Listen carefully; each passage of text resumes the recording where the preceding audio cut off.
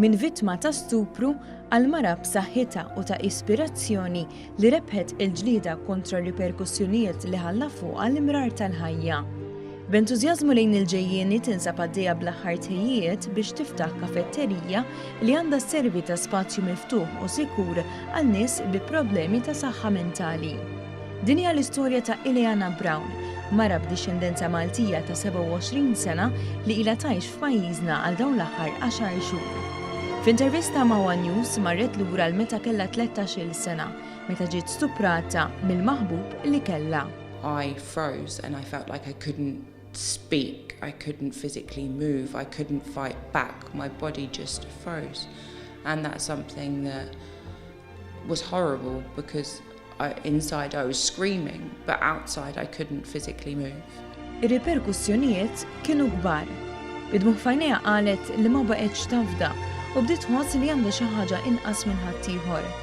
Bdiet bagħti mill-ansjetà u d-depressjoni. Riedet tweġġa' lilha nnifisha u saħansitra kkunsidrat li tneħħi ħajjitha b'idejha.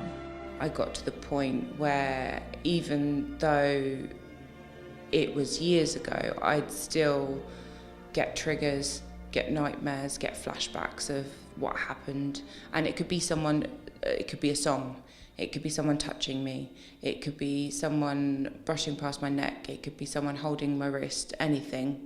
Marret għand tabib li referija għal Crisis Team f'Mater Dei, servizz ta' emerġenza li jingħata lil persuni li jkunu jridu jagħmlu suwiċidju.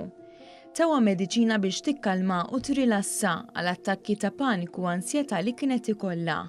Qalet li bdiet tieħu doża iżjed milli suppost u bdiet tħossha storduta sakemm darba kienet mixja fit-triq u ntlaqtet minn karozza. L-għada kienet id-dar bil-qiegħda tħares lejn il-kaxxa tal-pilloli u taħseb biex ittemm ħajjitha. Għarfet li għandha bżonn l-għajnuna, marret l-isptar u qalula tmur Monte Carmeli u hekk għamlet. I had a really positive experience from the day I came in to the day I left. I was really honest with them with how I was feeling, and they've been amazing with the feedback they gave me. Every time I did something positive, they noticed the change in me, and they were constantly following me up while I was here. Wara aktar minn xarejn f'Monte Carmeli bdiet taħdem biex tiftaħ kafetterija b'differenza bl-isem A Little Cup of Hope, kikra żgħira ta' Tama.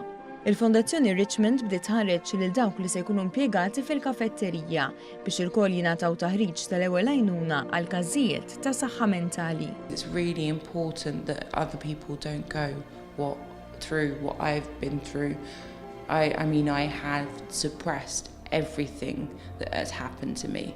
So I want to be able to give other people like me a voice so that they can be heard, so that their issues can be heard, and so that they have someone there to help them through.